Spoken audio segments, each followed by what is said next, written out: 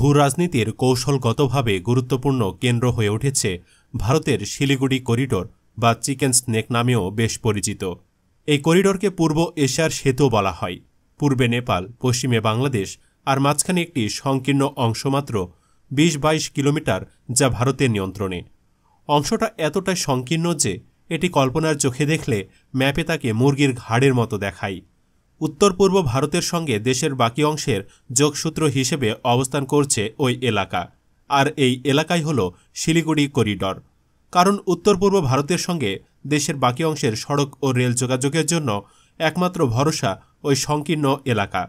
Siliguri corridor দখল করতে পারলে পূর্ব ভারতকে মূল ভারত থেকে বিচ্ছিন্ন করতে পারবে চীন, আর ভারত এই ভয়টি করে আসছে বছরের পর বছর ধরে। আর ভারতের চেয়ে অন্য কোনো শক্তিশালী রাষ্ট্র চাইলেই এই মুরগির ঘাড় মোটকে দিতে পারে। বলতে গেলে শিলিগুড়ি করিডোর দখল করে মূল ভারতীয় ভূখণ্ড থেকে উত্তর পূর্ব ভারতকে বিচ্ছিন্ন করতে পারবে। আর এই কারণেই চিকেন স্নেক নামে খ্যাত শিলিগুড়ি করিডোর ভারতের বড় রকমের মাথা ব্যথার মূল কারণ হয়ে দাঁড়িয়েছে। আর এই ছোট অংশে দখল নিতে পারলে ভেঙে দুই ভাগ হয়ে যাবে ভারত। তো বন্ধুরা, এই চিকেন নেক নিয়ে কেন মহাবিপদে ভারত? চীন কেন চিকেন নেক দখল করতে চাইছে? এসব নিয়ে বিস্তারিত জানাবো আজকের এই ভিডিওটিতে। আশা করছি ভিডিওটিতে একটি লাইক দিয়ে না টেনে সম্পূর্ণ দেখবেন। তো চলুন শুরু করি। ম্যাপে লক্ষ্য করলে দেখা যায় ভারতীয় ভূখণ্ডকে দুটি ভাগে বিভক্ত করা যেতে পারে। এই দুটি ভূখণ্ড হল মূল ভারতীয় ভূখণ্ড এবং উত্তর পূর্ব ভারত। আর শিলিগুড়ি করিডোরের মাধ্যমেই ভারতের এই দুই অংশ মিলিত হয়েছে। অর্থাৎ যদি শিলিগুড়ি করিডোর না থাকত, সেক্ষেত্রে মূল ভূখণ্ড ভারতের সাথে উত্তর পূর্ব ভারতের ভূখণ্ডের সংযোগ থাকত না। প্রশাসনিকভাবে উত্তর পূর্ব অঞ্চল নর্থ ইস্ট ইন্ডিয়া নামে পরিচিত। তাছাড়া ভারতের ২৮টি প্রদেশের মধ্যে ৮টি এই অঞ্চলে অবস্থিত।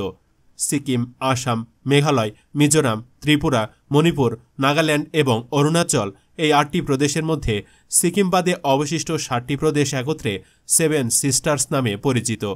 সবচেয়ে বড় সমস্যা হল এই সেভেন সিস্টার্স প্রদেশগুলো রাজনৈতিক ও ভৌগোলিকভাবে ভারতীয় রাষ্ট্রের কেন্দ্রবিন্দুর রাজধানী নয়াদিল্লি থেকে অনেক দূরে অবস্থিত।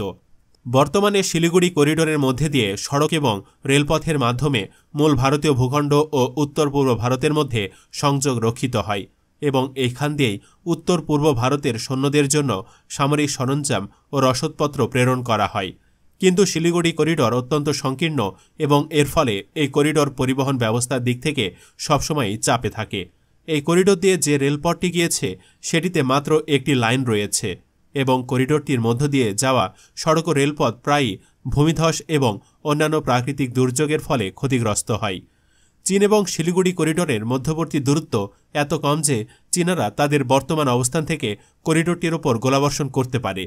যুদ্ধের ক্ষেত্রে চীনা সৈন্যদের শিলিগুড়ি করিডোর আক্রমণের জন্য মাত্র ১৩০ কিলোমিটার দূরত্ব অতিক্রম করতে হবে এবং এরপর তারা সর্বাত্মক আক্রমণ চালিয়ে এই করিডোরটি দখল করে নিতে পারবে। বর্তমান পরিস্থিতিতে চীন ভারত যুদ্ধ শুরু হলে চীন যদি শিলিগুড়ি করিডোর দখল করতে সক্ষম হয়, সেক্ষেত্রে উত্তর পূর্ব ভারতে বসবাসরত প্রায় ৫ কোটি ভারতীয় নাগরিক এবং অঞ্চলটিতে মোতায়েনকৃত হাজার হাজার ভারতীয় সৈন্য মূল ভারতীয় ভূখণ্ড থেকে বিচ্ছিন্ন হয়ে পড়বে এবং এর ফলে যুদ্ধের প্রথম পর্যায়ে ভারত অনেকটা পিছিয়ে যাবে। ইতিমধ্যে চীন উঠে পড়ে লেগেছে এই করিডোরের কাছাকাছি অবস্থান নিতে। সম্প্রতি ভারতের বিতর্কিত উত্তর পূর্ব অঞ্চলীয় সীমান্তবর্তী অরুণাচল প্রদেশের ১১টি জায়গার নাম পরিবর্তন করেছে চীন। আর চীন বারবার তাদের সামরিক অবস্থানকে শিলিগুড়ি করিডোরের কাছাকাছি নিয়ে আসার চেষ্টা করছে এবং ২০১৭ সালে চীন এবং ভারতের মধ্যে সংঘটিত ডোকলাম দ্বন্দ্বের এটি ছিল মূল কারণ।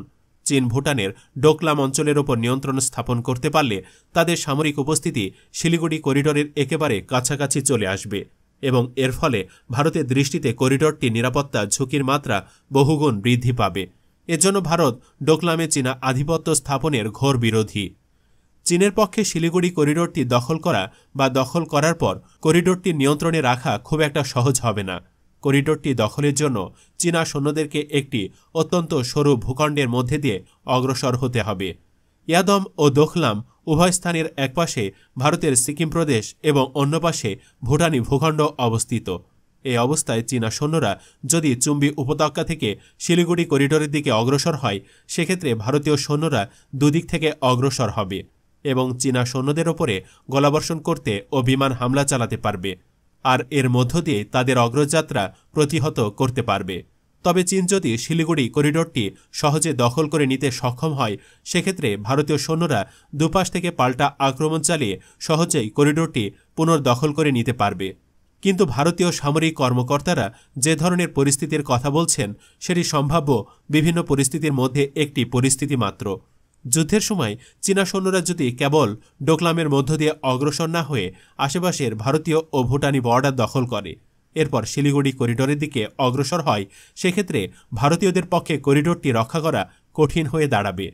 তাই শিলিগুড়ি করিডোরের নিরাপত্তাজনিত সমস্যা ভারতের জন্য একটি বড় ধরনের নিরাপত্তার ঝুঁকি হিসাবে থেকে যাবে। অন্যদিকে আরও একটি উপায়ে এই শিলিগুড়ি করিডোরের ওপর থেকে ভারত তাদের অতিমাত্রায় নির্ভরশীলতা কমাতে পারবে, আর এই উপায়টি হচ্ছে উত্তর পূর্ব ভারতে পৌঁছানোর জন্য বাংলাদেশের ভূখণ্ড ব্যবহার করা।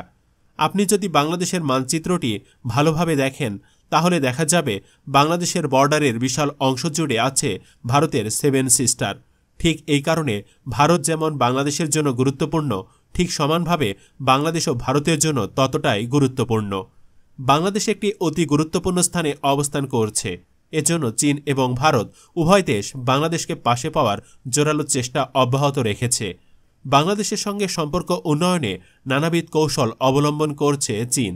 দ্বিপাক্ষিক সম্পর্ক উন্নয়নে চীন বাংলাদেশের 97% পণ্যকে শুল্ক এবং কোটামুক্ত প্রবেশাধিকার দেয়। একই সাথে চীন $1 বিলিয়ন বিনিয়োগ করে তিস্তাবাঁধ নির্মাণের প্রস্তাব দিয়েছে। ভারত চীনের এই উদ্যোগকে বাঁকা চোখে দেখছে। প্রতিরক্ষা খাতে চীন চট্টগ্রাম বন্দরেও অ্যান্টিশিপ মিসাইল লঞ্চ প্যাড তৈরি করেছে। পায়রা বন্দর তারই অংশ। ভারতও বসে নেই। 2020 সালে নৌবন্দরের মাধ্যমে ভারতীয় পণ্য কলকাতা থেকে আগরতলা নিয়ে যাওয়ার জন্য বাংলাদেশের সঙ্গে চুক্তি করে ভারত। ওই চুক্তির ফলে চিকেন নেকের বিকল্প খুঁজে পেয়েছে তারা, এমনই শুনতে পাওয়া যায়। কোনো কারণে চীন যদি চিকেন নেক করিডোরে নেমে আসে, তাহলে বড় সংকটে পড়বে ভারত, কারণ এতে উত্তরের রাজ্যগুলো বিচ্ছিন্ন হয়ে পড়বে। ভবিষ্যতে এমন কোনো অবস্থা তৈরি হলে ভারত করণীয় হিসেবে স্ট্র্যাটেজিক বিকল্প ঠিক করে রেখেছে। এর একটি হচ্ছে বাংলাদেশের ওপর দিয়ে উত্তরের রাজ্যগুলোর সাথে যোগাযোগ বাড়ানো। শিলিগুড়ি করিডোর নিয়ে কোনো সংঘাত হলে এই অঞ্চলে মারাত্মক সংকট ডেকে আনবে, এতে বাংলাদেশের ওপরও চাপ তৈরি হবে। তাই বাংলাদেশকে চীন কিংবা ভারত কারো সঙ্গে দ্বন্দ্বে জড়ানো ঠিক হবে না। তো বন্ধুরা, এই অবস্থায় বাংলাদেশের কি করা উচিত বলে আপনি মনে করেন? কমেন্ট বক্সে জানিয়ে দিন। ভিডিওটি ভালো লাগলে শেয়ার করুন এবং চ্যানেলটিতে নতুন হয়ে থাকলে চ্যানেলটি সাবস্ক্রাইব করে বেল আইকনটি বাজিয়ে রাখুন। ধন্যবাদ।